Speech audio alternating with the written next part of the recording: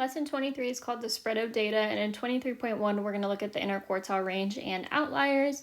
So before we get into the interquartile range, we want to compare cluster data versus scatter data. Cluster data is kind of what it sounds like. It's where you have the majority of your data sets clustered between like a few of the data values. So if we look at our dot plot for this cluster data set, you can see that the majority of the data values are falling between like 5 and 8. And if I look at all the numbers that are between 5 and 8 in my list of, or my like set of data values, you can see that is like a huge portion of the overall amount of numbers in my data set. So a lot of the numbers are clustered between 5 and 8. And then for scattered data is when basically you don't have that cluster, so everything is kind of more evenly spread. And if you look at our dot plot, there's no like number on our dot plot that has a like higher amount of dots over it. It's pretty well spread between 1 and 10. And then our data set is like that as well. Obviously the dot plot reflects the data set. There's no like 1, 2, 3 numbers that have just like way more of them in our list. Like if we look at the ones, there's 2 of them, there's 1, 2, 1, 3, 2, 4s, and kind of so on. So the data is more scattered. Okay, moving down to interquartile range. So one way to describe the spread of data is by using the interquartile range, which we use IQR to represent interquartile range, so you don't have to write it out the whole time. So the IQR is the difference between Q1 and Q3, which that's quartile 1 and quartile 3. And that shows the distance, or it shows how much the points in a data set vary in the middle 50% of the data set. So if you picture like an entire box plot as the whole data set 100%, between Q1 and Q3, which ends up being the box of our box plot, every number within there that represents 50% of the data set, or half of the data set. So half of the data set is within that box. 25% of the data set is before the box, and 25% of it is after the box, and that makes up our whole 100% of our data set.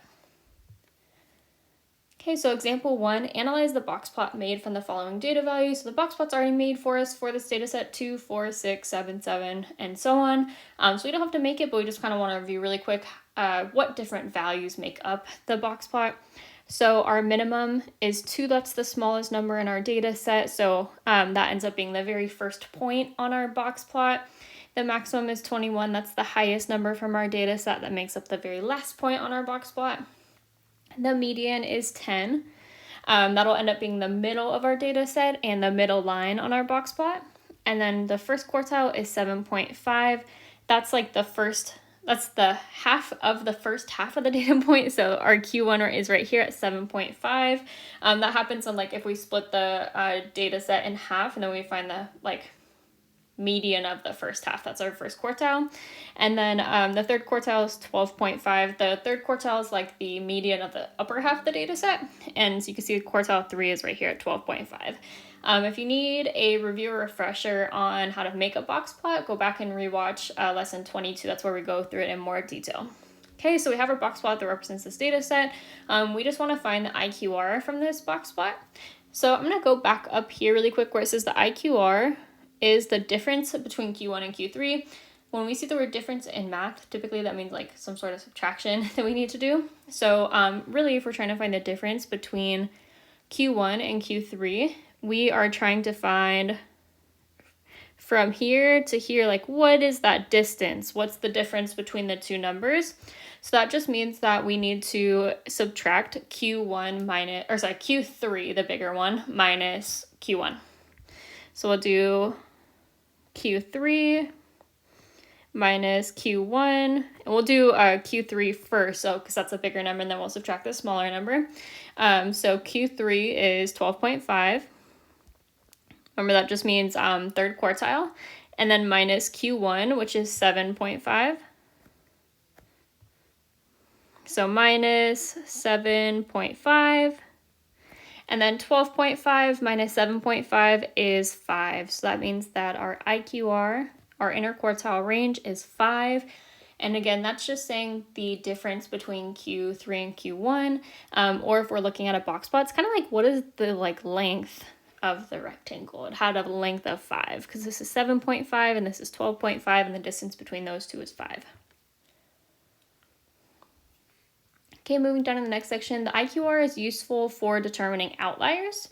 So a point is considered an outlier if it's greater than 1.5 IQRs below the first quartile or above the third quartile. So that's kind of confusing, but I broke it down into steps on how to kind of go through this process. I would definitely save these so you can refer back to them. You need these steps to determine if a number is an outlier or not.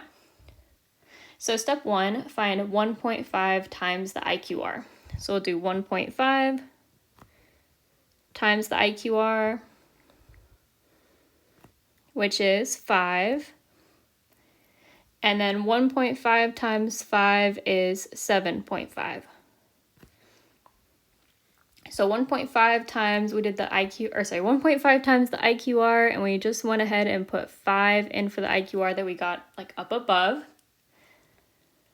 And then step 2 says subtract the number from step 1 from Q1, which is quartile 1. So we're going to do quartile 1 minus the number that we got from step 1, so 7.5. So minus 7.5. So quartile 1, that's the same one that we had up here. So first quartile from up above is 7.5. So we're going to put 7.5 in for quartile 1 and then minus the 7.5 that we got from step 1. Those numbers won't always be the same. It's just kind of by chance right now. So 7.5 minus 7.5 is 0.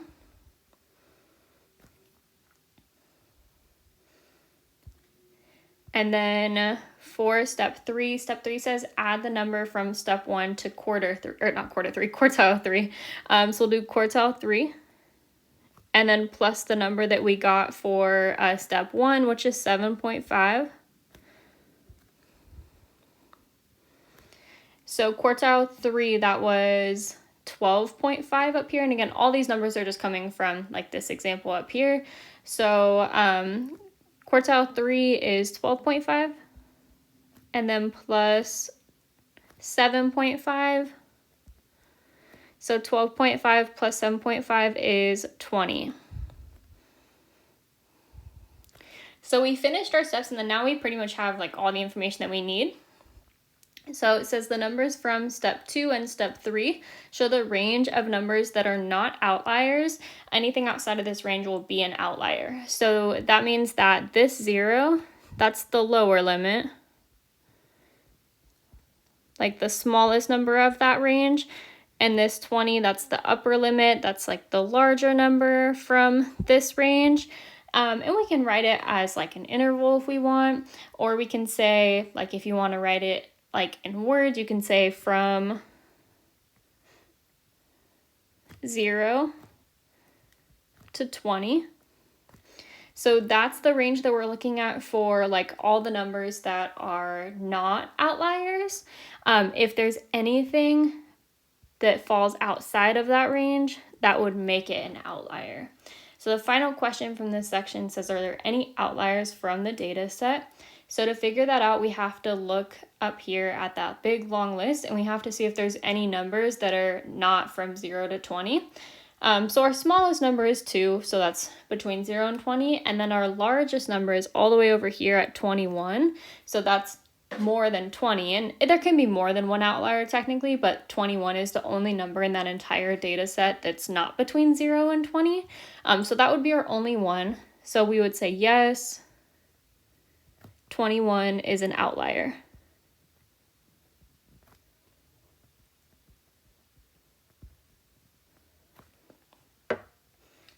Okay, so you can follow these steps in the future to kind of be able to find the range of numbers that are not outliers, and then anything within that range will be an outlier. And an outlier is basically something that doesn't really fall within the normal trend of the data set.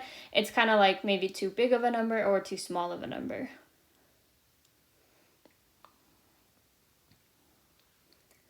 Okay, moving down to 23.2, this is standard deviation. So the standard deviation is a value that shows how the data in a set are spread out in relation to the mean. When the data is clustered together, the standard deviation is smaller. When the data is more spread apart, the standard deviation is larger. So if you have a small standard deviation, that means the majority of the data is closer to the middle of the data, the mean. If you have a large standard deviation, it means a lot of the data is more spread out further away from the mean. Okay, so example 1, the following data sets represent the number of days different renters stayed at the beach house during the summer months. Find the standard deviation.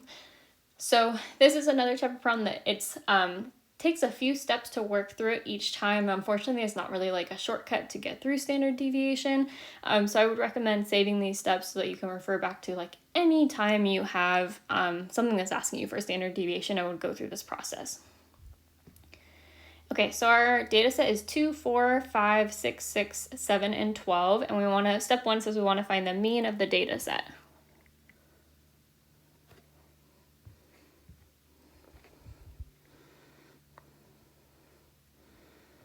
So to find the mean, we have to add up all of the numbers in the data set. So we'll do 2 plus 4 plus 5 plus 2 6s plus 7 and then plus 12. So 2 plus 4 plus 5 plus 6 plus 6 plus 7 plus 12. And then we need to divide that by the amount of numbers that are in the data set. So there's 1, 2, 3, 4, 5, 6, 7 numbers in the data set. So after we add them together, we'll divide by 7. So if we add 2 plus 4 plus 5 plus 6 plus 6 plus 7 plus 12, you get 42. And then we'll take the 42 and divide it by 7. And 42 divided by 7 is 6. So we end up getting 6 for step 1. And then step 2 says subtract the mean from each value and square each result. This is probably going to be the most annoying step for a lot of you guys, me included. So subtract the mean from each value and square each result. So we have to take every single value from the data set, subtract the mean, and then square it. So we'll start with 2 as our first data value. So we're going to do 2 minus the mean, which is 6, and then after we get that answer, we're going to square it. So it's the number from the data set minus the mean, and then squared. So 2 minus 6 is -4, and then -4 squared means -4 times -4, which is positive 16.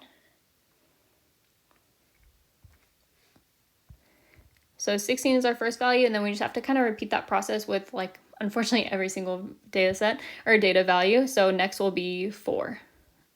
And I would just kind of keep track of like which ones you've already done. So we've done 2, we're moving on to 4. So we'll do 4 minus 6 squared. 4 minus 6 is -2, and then -2 squared means -2, so that's -2 squared means -2 times -2, so it turned into positive 4. So we took the 4 from the data set, we subtracted the mean from step 1, and then we squared it, and we ended up with 4. So we're done with this 4.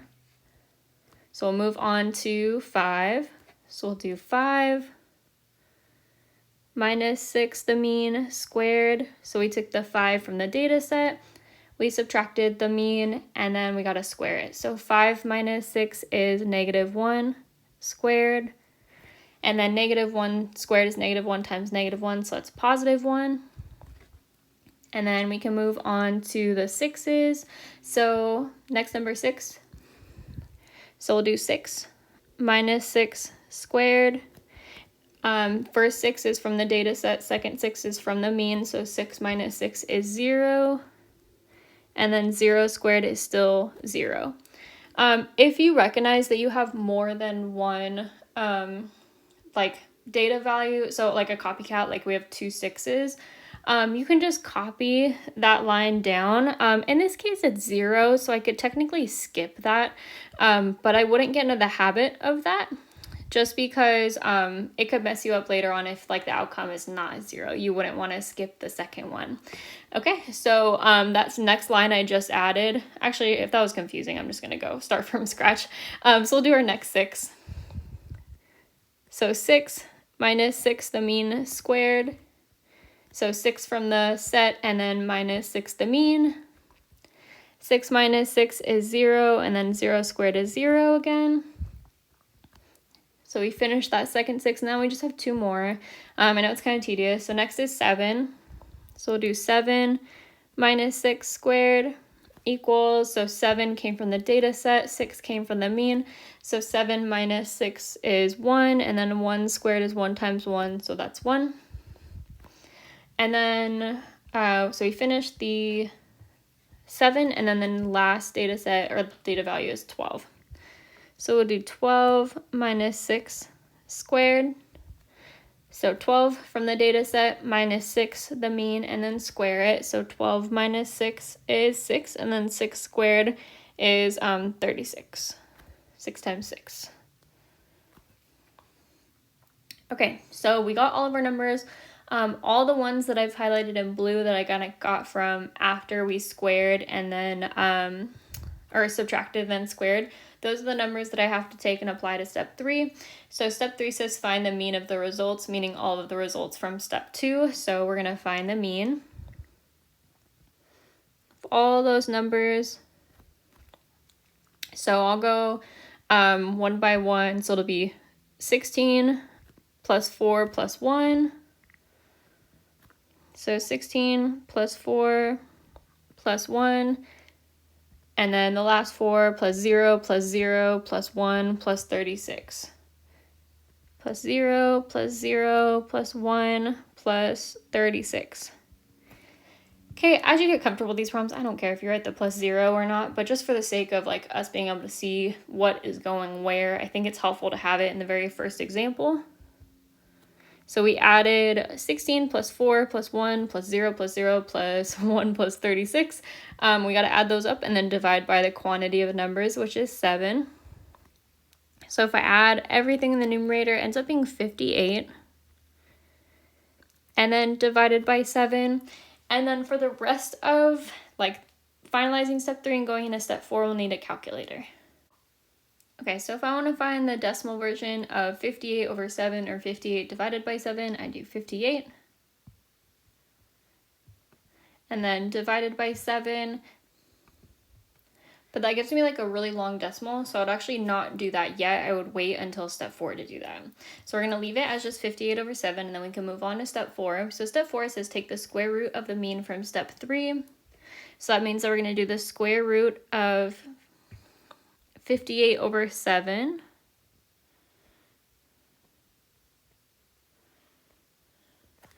And we can just kind of plug all of that in as is. So on this calculator, I have to click over to this fx to get my square root, but I'm going to clear this out. So I'll do fx, and then this little like kind of check mark guy, that's my square root symbol. It's called a radical. And then in the parentheses there, I would do 58 divided by 7. And I don't really have a way of creating a fraction on here, but fractions are the same thing as dividing. So 58 over 7 is the same thing as 58 divided by 7. And then click equals. And it's 2.878, so on, blah, blah, blah. If I want to round to 2 decimal places, I would look at the third number after the decimal, which is an 8. And then since that number is 5 or more, it would round the second number up. So that means that if we wanted to round to 2 decimal places, I would do 2.8, and then that 7 would round up to an 8 because the number after it is 5 or more. So our standard deviation is approximately 2.88.